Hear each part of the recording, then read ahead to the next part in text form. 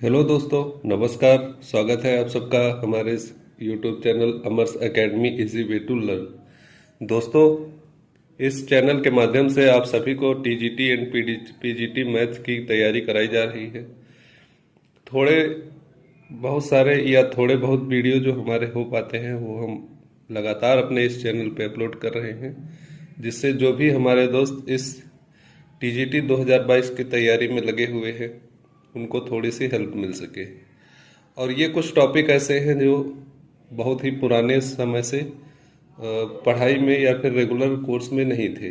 इसकी वजह से कई सारी चीज़ें इनको ढूंढने में या इनका कंटेंट इकट्ठा करने में दिक्कत होती है। इसीलिए इस कंटेंट को ज़्यादा फोकस करके प्रोवाइड कराया जा रहा है, और जो भी आपके सिलेबस में है उसी के अकॉर्डिंग सारे वीडियो सीरीज चल रही है।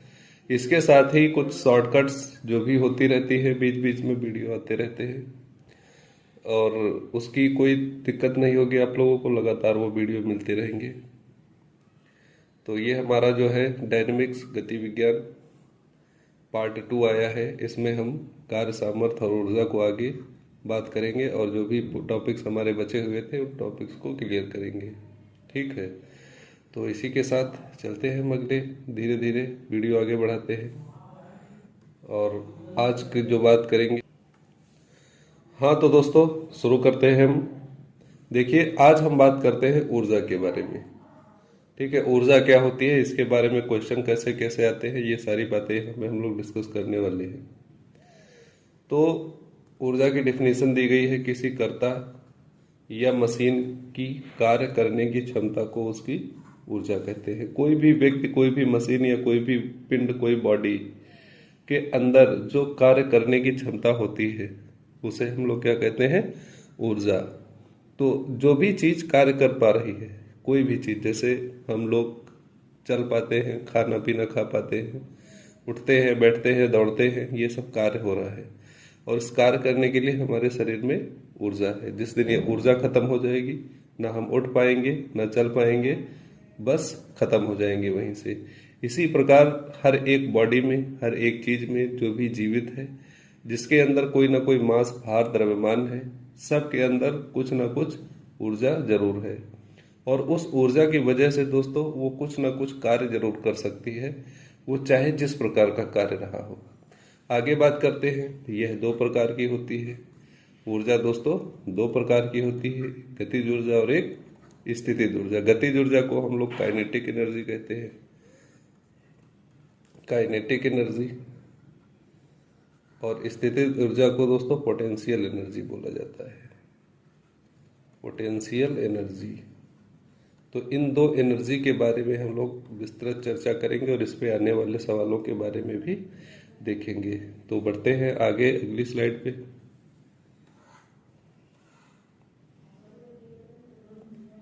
अब यहाँ पे बात होती है सबसे पहले गतिज ऊर्जा की।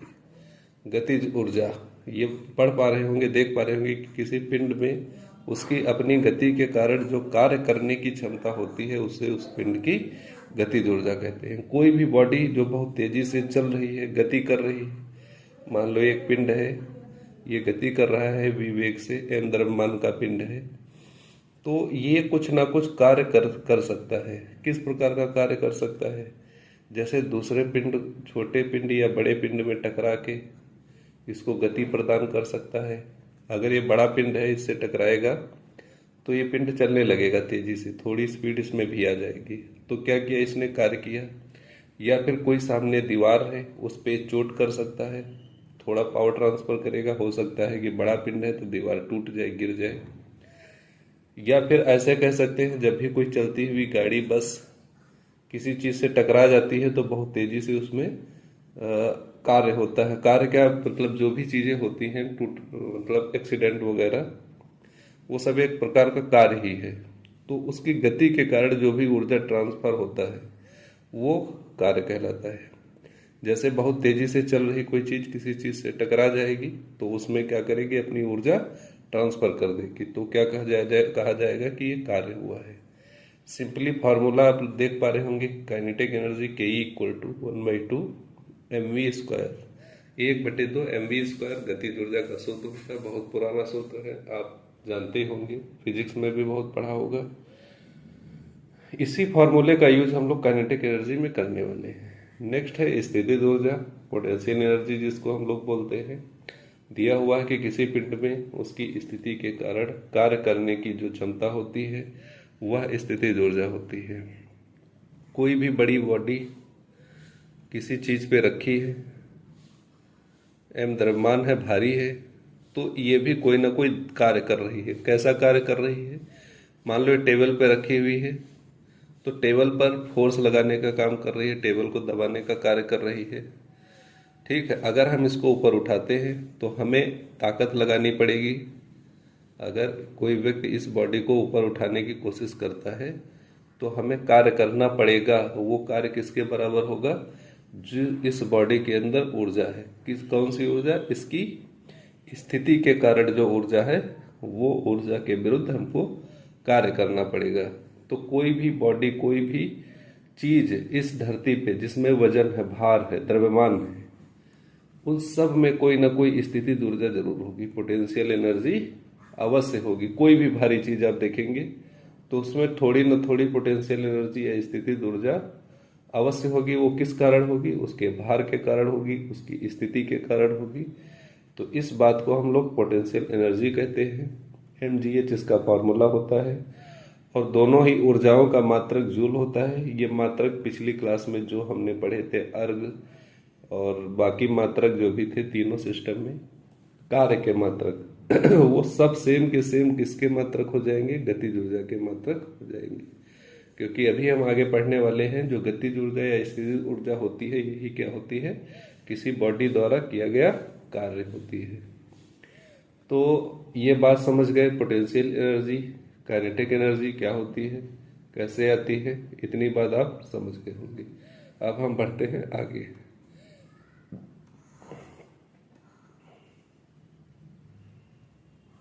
एक छोटी सी चीज और, यहाँ पे एक डेफिनेशन दी हुई है कि बल तथा गतिज ऊर्जा में संबंध। बल का मतलब फोर्स। तो दिया हुआ है कि किसी पिंड पर कार्यरत बल इकाई दूरी में गतिज ऊर्जा में हुए परिवर्तन के बराबर होती है। मान लो कोई बॉडी है, पिंड है, यहाँ पे ये v वेग से चल रहा है और इस पे कोई फोर्स बाहर से लगाया जा रहा है। अब दोस्तों, ये फोर्स जितना ज्यादा बढ़ाते जाएंगे, इसकी गति उतनी इंक्रीज होती जाएगी। गति क्या होगी? बढ़ती जाएगी। अगर गति बढ़ेगी दोस्तों, तो इसकी गतिज ऊर्जा भी बढ़ेगी। ये बात समझ सकते हैं, क्योंकि गतिज ऊर्जा किस वजह से आती है?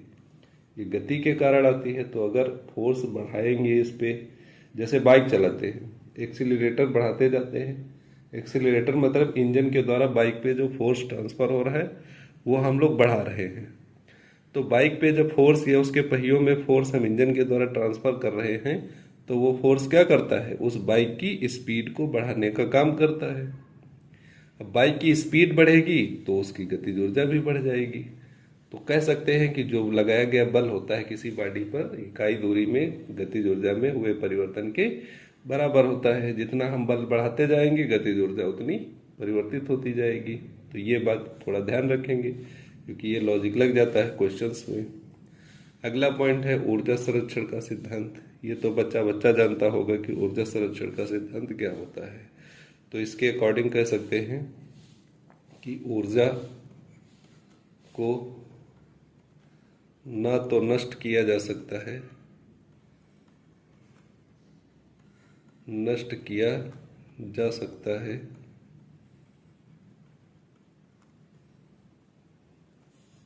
और न ही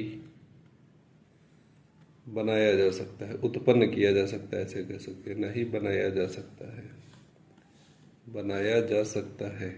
तो क्या किया जा सकता है? तो कहेंगे आप केवल एक रूप से,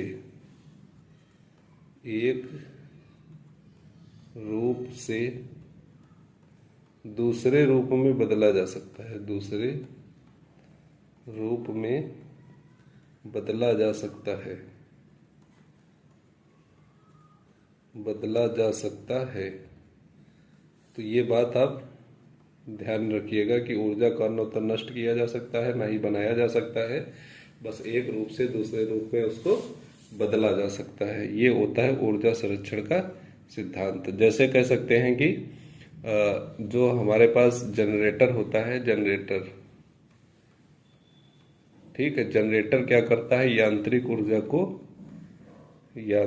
ऊर्जा को किसमें चेंज कर देता है, तो विद्युत ऊर्जा में चेंज कर देता है, विद्युत ऊर्जा। इसी तरह से बैटरी सेल्स जो होते हैं ये रासायनिक ऊर्जा को विद्युत ऊर्जा में चेंज कर सकते हैं। मोटर जो होता है, मोटर विद्युत ऊर्जा को यांत्रिक ऊर्जा में कन्वर्ट कर सकता है। तो बहुत सारी ऐसी चीजें हैं जो एक रूप से दूसरे रूप में कन्वर्ट हो जाती है। तो ऊर्जा की यही एक स्वभाव है कि वो एक रूप से दूसरे रूप में क्या हो जाएगी, कन्वर्ट हो जाएगी। तो इतनी बात आप समझ रखे होंगे। अब इसके आगे हम आते हैं अपने सवालों पे। तो चलिए देखते हैं आज का पहला सवाल। सबसे पहला पूछा गया है, टीजीटी 2013 का आया हुआ क्वेश्चन है कि शक्ति का इकाई क्या है, पावर की इकाई क्या है। पावर, शक्ति की इकाई क्या होती है दोस्तों, आप कहेंगे वाट। वाट घंटा में नापते हैं। शक्ति, पावर, कार्य का मात्रक जूल होता है। जूल दोस्तों कार्य का मात्रक होता है। ओम प्रतिरोध का मात्रक होता है। किसका मात्रक होता है, प्रतिरोध, रेजिस्टेंस का मात्रक होता है। वोल्ट होता है विभवांतर का मात्रक, विभवांतर का मात्रक ओम होता है। तो ये बात, इतनी चीजें आप समझ गए होंगे कि पहला क्वेश्चन कितना आसान था। टीजीटी 2013 में आया हुआ क्वेश्चन है। तो चलते बढ़ते हैं अगले क्वेश्चन पे।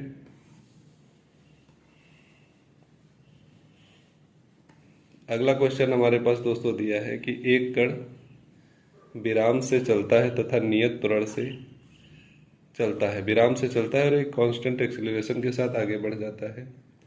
mवें तथा m+1वें सेकेंड में गतिज ऊर्जाओं में परिवर्तन क्या होगा।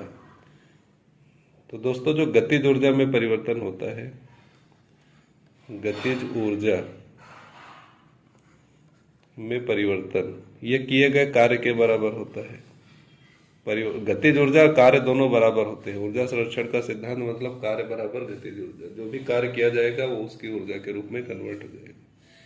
तो गतिज ऊर्जा में परिवर्तन का मतलब क्या हुआ कि उस पिंड द्वारा mवें सेकंड में किया गया कार्य, mवें सेकंड में किया गया कार्य,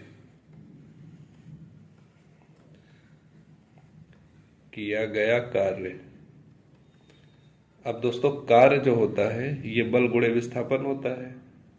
बल कितना लग रहा है और विस्थापन कितना हो रहा है। तो विस्थापन का मतलब कि mवें सेकंड में चली गई दूरी, तो इसका सूत्र वो डायरेक्टली होता है 2a 1/2 2a 2m-1। वो फॉर्मूला याद होगा, h बराबर ut प्लस 1/2 g 2n-1।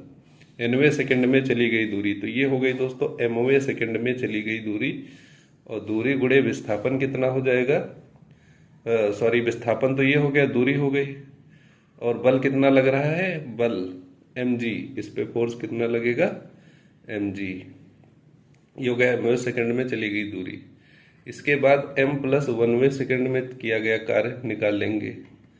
तो m+1वें सेकंड में चली गई दूरी गुणे फोर्स जो लग रहा है, तो 1/2 a 2 m+1-1 में चली गई दूरी, और कार्य फोर्स उतना ही लग रहा है सेम, क्योंकि पिंड का द्रव्यमान, कण का द्रव्यमान जो है mg है। इन दोनों चीजों को हम डिवाइड कर देते हैं तो अनुपात हो जाएगा। कार्य का अनुपात ही तो निकालना है, ऊर्जा जो कार्य का अनुपात वही ऊर्जा में वृद्धि। तो ke 1/ke2, काइनेटिक एनर्जी पहली और काइनेटिक एनर्जी 2। तो ऊपर देखोगे 1/2 a 2m-1 इंटू mg, और डिवाइड में क्या जाएगा 1/2 a, इस ब्रैकेट 2 का अंदर मल्टीप्लाई कर देंगे तो 2m + 2 -1 और +1 बचेगा into mg। mg cancel out, 1/2 ये सब कैंसिल आउट, तो 2m-1 2m+1, ये इसका करेक्ट आंसर आ जाएगा, ऑप्शन नंबर सी। दोस्तों इसका करेक्ट आंसर है। बहुत अच्छा क्वेश्चन था जो आपके टीजीटी 2011 में आया हुआ क्वेश्चन है। ये जो चीजें बताई गई हैं दोस्तों, ये पिछले वीडियो में बताई गई हैं। जो भी आपको शुरुआत का जो पार्ट है हमारा इसका, सीधी रेखा में गति या vertical motion, motion under gravity, वो आप आई बटन पे क्लिक करके वहां से वीडियो देख सकते हैं। पूरे के पूरे एक तरफ से सारी क्लासें कराई गई हैं। उन क्लास को बहुत इंपॉर्टेंट रूप से देखिए जरूर, क्योंकि ये पार्ट आपका अगर क्लियर हो गया तो 7 से 8 क्वेश्चन यहाँ से आपको मिलने वाले हैं टीजीटी के एग्जाम में। ये बात आप समझ रखिए। पिछले एग्जाम की बात करें 2021 में, तो 8 से 9 क्वेश्चन आपको टोटल यहाँ से देखने को मिले थे डायनेमिक्स से। अब वो सारे के previous year question plus new question आपको पूरा करा दिया गया है। ये इसका मान लो लास्ट ही पार्ट है। इसके बाद हम लोग स्टैटिस्टिक पे काम करेंगे, स्टैटिक और उस पे वेक्टर पे। तो बढ़ते हैं अगले क्वेश्चन की तरफ। नेक्स्ट क्वेश्चन देखिए, दिया हुआ है कि 2 किलोग्राम का एक पत्थर विराम अवस्था से नीचे गिरता है। गिरने के 5वें सेकंड में गुरुत्वाकर्षण बल द्वारा किया गया कार्य। दोस्तों कार्य पूछ रहा है तो कार्य की सिंपल सी डिफिनीशन बल गुणे विस्थापन। अब विस्थापन हम लोग निकालते हैं mवें सेकंड में चली गई दूरी या nवें सेकंड में चली गई दूरी, वही विस्थापन हो जाएगा। तो nवें सेकंड में चली गई दूरी का सूत्र सबको पता है कि h या h बराबर ut प्लस 1/2 g 2n-1। अब बात आती है प्रारंभिक वेग u पहले विराम अवस्था से गिराया जाता है, तो ये पार्ट तो इसका 0 हो जाएगा, u 0 हो जाएगा। तो विस्थापन दोस्तों h चली गई दूरी क्या होगी 1/2, g की वैल्यू चाहे तो रख सकते हैं 9.8 इंटू 2n-1, 5वें सेकंड में कह रहा है तो 2 इंटू 5 -1, तो 5 2 10 -1 9, तो 1/2 9.8 इंटू 9, ये इसका दोस्तों क्या हो गया विस्थापन। तो बल कितना लग रहा है, बल लगेगा mg, तो फोर्स यहाँ पे क्या लगेगा mg इंटू विस्थापन कितना हो जाएगा 1/2 g 2n-1। ये फॉर्मूला हो गया। m कितना है दोस्तों, तो 2 किलोग्राम का है, 2g कितना है 9.8 इंटू 1/2, फिर से g 9, ये पार्ट हम पूरा पहले निकाल चुके हैं, ये देखो जो निकाला है वो रख देंगे इंटू 9। अब इसको सॉल्व कर लेंगे तो पॉइंट में ही रखना पड़ेगा क्योंकि पॉइंट में आंसर दिया है। यहाँ से देखो 2 कैंसिल आउट हो जाएगा, 9.8 का मल्टीप्लाई कर लेंगे, फिर 9 से मल्टीप्लाई कर देंगे। अब इतना आप कैलकुलेशन स्वयं कर सकते हैं। तो टीजीटी 2013 का आया हुआ क्वेश्चन है, इसको कैलकुलेट करके यहाँ पे ऑप्शन चेक कर लीजिएगा, आपको आंसर मिल जाएगा बहुत आसानी से, कोई दिक्कत वाली बात नहीं है। बहुत ही अच्छा क्वेश्चन है। इसी टाइप का टीजीटी 2022 में भी क्वेश्चन आपको देखने को मिलेगा, इसलिए तैयारी बहुत अच्छी रखिए और सारे वीडियो ध्यान से देखिए। कहीं जाने की जरूरत नहीं है, डायनेमिक्स से रिलेटेड आपको पूरा कंटेंट यहाँ पे मिलने वाला है। चलिए बढ़ते हैं अगले क्वेश्चन की तरफ।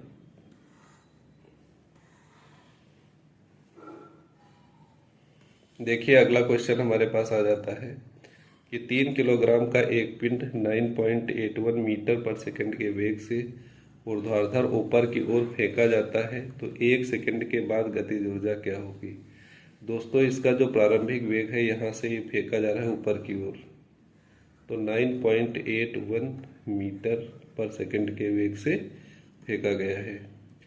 अब 1 सेकंड में जो दूरी तय करेगा, तो वही दूरी से हमें कार्य निकल आएगा। कार्य वर्क बराबर F इंटू डी। तो 1 सेकंड में चली गई दूरी, तो डिस्टेंस बराबर v इंटू टी हम आराम से निकाल सकते हैं। तो 9.81 इंटू टी समय कितना है 1 सेकंड, तो चली गई डिस्टेंस क्या आ गया 9.81 मीटर। तो d लिख देंगे 9.81 मीटर। फोर्स दोस्तों कितना लगेगा, कोई भी बॉडी है m द्रव्यमान की, इस पे जो फोर्स लगता है नीचे की ओर mg या ऊपर की ओर mg, तो बॉडी पे फोर्स तो नीचे की ओर ही लगेगा और वो जाएगी ऊपर की ओर, तो वर्क किया जाएगा F बराबर दोस्तों mg हो जाएगा।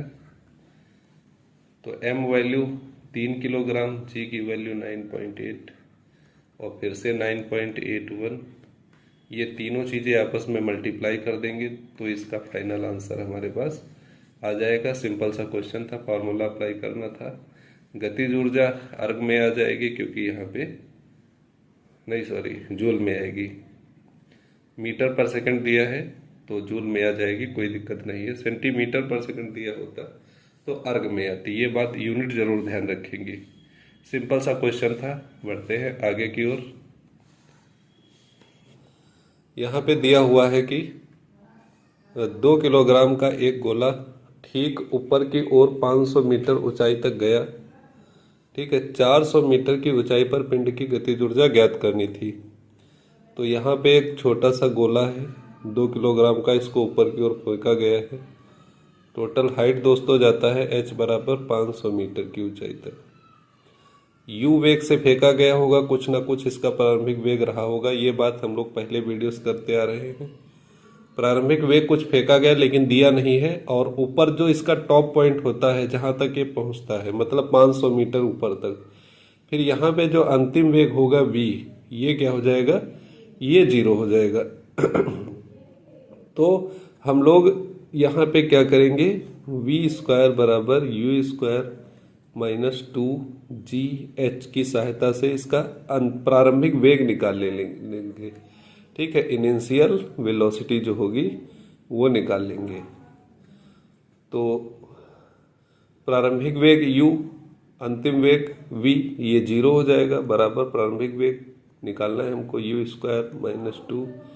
जी की वैल्यू 9.8 या फिर 10 रख सकते हैं, और इंटू एच दोस्तों कितना है हमारे पास, 10 रख दीजिए। कैलकुलेशन करने में थोड़ी सहूलियत हो जाएगी। और ऊंचाई दोस्तों कितनी है, 500। तो इसको सॉल्व करेंगे, 5 दूनी 10, यू स्क्वायर बराबर हो जाएगा 10,000। स्क्वायर हटाएंगे, रूट आ जाएगा तो 100 बचेगा। ये मीटर पर सेकंड, ये इसका मात्रक हो जाएगा। अब यहाँ से पता चल गया कि ये पिंड जो है 100 मीटर पर सेकंड के वेग से फेंका गया था। अब अगर 400 मीटर ऊंचाई पर इसका वेग हमें पता चल जाता है, मान लो 400 मीटर की ऊंचाई पर इसका वेग पता चल जाता है, यहाँ पर क्या था, तो हम गतिज ऊर्जा इसकी निकाल सकते हैं। तो प्रारंभिक वेग हमारे पास पता है और अंतिम वेग v फाइंड करना है इस बार। तो फिर से सेम फॉर्मूला रिपीट करेंगे, वी स्क्वायर बराबर यू स्क्वायर माइनस 2GH। तो v स्क्वायर निकालना है, यू स्क्वायर हमारे पास 100 है, 100 का स्क्वायर 10,000 माइनस 2g दोस्तों 10, और h कितना है 400। ये बहुत ज़्यादा जीरो हो गए हैं। 100 का स्क्वायर दोस्तों 10,000 माइनस यहाँ पे 4 2 8, 8,000 हो जाएगा, और 10,000 में से 8,000 हम लोग घटाएंगे तो वी स्क्वायर बराबर आ जाएगा 2000 मीटर पर सेकंड। ठीक है, वी स्क्वायर हम रखेंगे क्योंकि काइनेटिक एनर्जी निकालनी है तो उसमें डायरेक्टली वी स्क्वायर की जरूरत पड़ती है, तो हम यही डायरेक्टली रख देंगे। 1/2 द्रव्यमान दोस्तों 2 किलोग्राम है, वी स्क्वायर कितना है 2000, 2 कैंसिल आउट हो जाएगा, तो 2000 जूल इसका जो होगा वो करेक्ट आंसर आ जाएगा। फटाफट कर सकते हैं, 2-2 सेकंड का टाइम लगता है, बहुत ही आसान और अच्छे सवाल हैं। इसी के साथ हम बढ़ते हैं अगले क्वेश्चन पे। ये हमारा दिया हुआ है अगला क्वेश्चन, बहुत अच्छा क्वेश्चन है। इस टाइप के ही क्वेश्चन आपके पेपर में पूछे जाएंगे, छोटे छोटे। अगला क्वेश्चन, एक पत्थर 9.8 मीटर पर सेकंड के वेग से ऊर्ध्वाधर ऊपर की ओर फेंका जाता है, तो किस ऊंचाई पर पत्थर की गतिज ऊर्जा और स्थितिज ऊर्जा दोनों में क्या होगी, समान होंगी। तो कितनी ऊंचाई पर जाने पर दोनों में गतिज ऊर्जा और स्थितिज ऊर्जा समान होगी। मान लो यहाँ नीचे से ऊपर की ओर एक पत्थर फेंका गया, ठीक है, तो प्रारंभिक वेग इसका भी कुछ रहा होगा। तो ये दिया हुआ है सवाल में 9.8 मीटर पर सेकंड, इतने वेग से ऊपर की ओर फेंका गया है, तो किस पॉइंट पे जो इसकी काइनेटिक एनर्जी होगी ये पोटेंशियल एनर्जी के बराबर होगी। तो मान लेते हैं कि नीचे से h ऊंचाई पर इसकी गतिज ऊर्जा इसकी स्थितिज ऊर्जा के बराबर होगी। तो काइनेटिक एनर्जी बराबर होगी पोटेंशियल एनर्जी के, कब, h ऊंचाई पर। अब हम h ऊंचाई पे क्या करेंगे, काइनेटिक एनर्जी गतिज ऊर्जा निकालेंगे और h ऊंचाई पर इसकी स्थितिज ऊर्जा निकालेंगे, दोनों को बराबर कर देंगे, आंसर आ जाएगा। दोस्तों एक बात ध्यान रखिएगा कि ये जो पॉइंट है जहाँ पे स्थितिज ऊर्जा गतिज ऊर्जा आपस में बराबर है, इस पॉइंट पे गतिज ऊर्जा निकालने के लिए इसके वेग की जरूरत पड़ेगी v की। तो इस पॉइंट पे वेग निकालने के लिए फिर से वही फॉर्मूला v स्क्वायर बराबर यू स्क्वायर माइनस 2gh। तो v स्क्वायर हमें फाइंड आउट करना है, यू स्क्वायर 9.8 का स्क्वायर माइनस 2 इंटू जी की वैल्यू 9.8 इंटू h। 9.8 हम चाहे तो यहाँ से कॉमन ले सकते हैं, तो 9.8 माइनस 2h बचेगा, ये 9.8 माइनस 2h, ये आ गया v स्क्वायर। अब v स्क्वायर आ गया तो गतिज ऊर्जा का सूत्र क्या होता है, 1/2 mv स्क्वायर, और स्थितिज ऊर्जा होता है mgh, तो 1/2 m v स्क्वायर दोस्तों क्या आया है 9.8 इन ब्रैकेट 9.8 माइनस 2h, और बराबर स्थित ऊर्जा है m, g की वैल्यू 9.8 इंटू ऊंचाई कितनी है h। तो दोस्तों दोनों तरफ से mm cancel out, 9.8 cancel out, तो इधर बचेगा 9.8 minus 2h upon 2 equal to h। Cross multiply कर देंगे, 9.8 minus 2h equal to 2h, तो 1/2 mv स्क्वायर। ठीक है दोस्तों,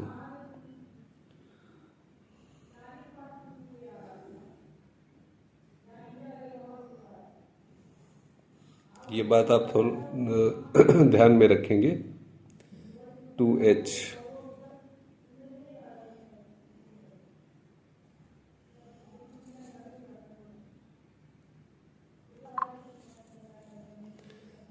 तो यहाँ पे दोस्तों 9.8 इक्वल टू हो जाएगा 4h, 4 से इसको डिवाइड कर देंगे, 4 2 ज़ा 8 पॉइंट और 4 चौको 16, 4 पंचे 20, तो 2.45 मीटर ये इसका करेक्ट आंसर होगा कि इतने मीटर की ऊंचाई पर इसकी गतिज ऊर्जा और स्थित ऊर्जा क्या होगी, बराबर होगी। तो ये इसका बहुत ही बेहतरीन आंसर था।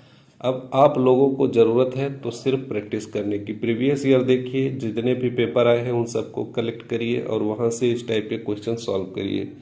बुक का PDF आपको हमारे टेलीग्राम चैनल पे मिल जाएगा, प्रोवाइड करा दिया जाएगा, और टेलीग्राम चैनल आप लोग ज़रूर ज्वाइन करें, जिससे अच्छे अच्छे क्वेश्चन, वो सब चीज़ें आप जो भी पेपर के लिए ज़रूरी है वो सब मिलती रहेंगी। इसके लिए हमारा चैनल, यूट्यूब चैनल, इसको लाइक करिए और शेयर करिए अपने दोस्तों में, वीडियो अच्छा लगता है, और सब्सक्राइब करना बिल्कुल ना भूलें। टेलीग्राम चैनल की बात करें, लिंक आपको डिस्क्रिप्शन में मिल जाएगा। इसके अलावा सोशल मीडिया हैंडल्स ये आप देख पा रहे होंगे, TGT PGT मैट्रिक्स से सर्च करेंगे तो आपको टेलीग्राम चैनल मिल जाएगा, या फिर आपको लिंक डिस्क्रिप्शन में मिल जाएगा, वहाँ से डाउनलोड कर सकते हैं, ज्वाइन कर सकते हैं ग्रुप, और वहाँ पे PDF मिलेगी, PDF आप डाउनलोड कर लीजिए। प्रीवियस ईयर TGT PGT जितना भी क्वेश्चन है, DSSB मैथ के बहुत सारे आपको PDF वहाँ पे प्रोवाइड किए जाएंगे। तो ये PDF भी अगर आप लोग कहेंगे तो उसको प्रोवाइड करा दिया जाएगा। तो चलिए दोस्तों, मिलते हैं अगले वीडियो में, और ये पार्ट हमारा डायनेमिक्स का जो टॉपिक है, चैप्टर है, यहीं पे ख़त्म होता है। इसके साथ ही हम लोग आगे आने वाले नए नए वीडियो को फिर से जारी रखेंगे, और नई नई सीरीज अच्छे अच्छे वीडियो आपको लिए लेकर आते रहेंगे। तो जिन्होंने वीडियो देखा उनको सबसे बड़ा थैंक्स, क्योंकि वो ट्रस्ट करते हैं और उनको तो थैंक्स बनता है। तो चलिए मिलते हैं अगले वीडियो में, तब तक के लिए सभी दोस्तों को बाय बाय।